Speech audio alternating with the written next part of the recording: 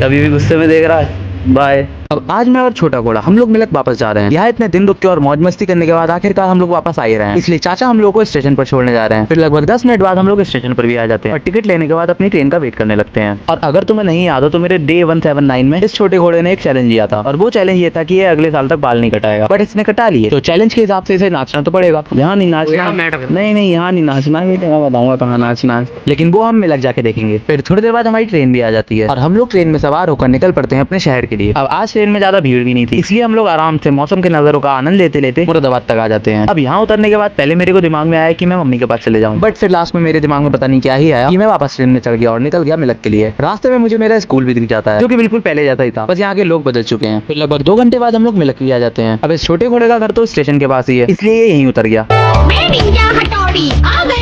और मुझे यहाँ पटरियों पे उतरना पड़ा। अब इस बात का तो इतिहास गवाह है, मैं जब जब कहीं से वापस आता हूँ ना ट्रेन के थ्रू, मुझे हमेशा पटरियों पे ही उतरना पड़ता है। जिस ट्रेन के कोच में मैं होता हूँ वो कभी प्लेटफॉर्म पे रुकता ही नहीं है। फिर पैदल पैदल मैं अपने घर की तरफ जाने लगता हूँ और घर आने के बाद मैं सबसे पहले गिन्नी से मिलता हूँ।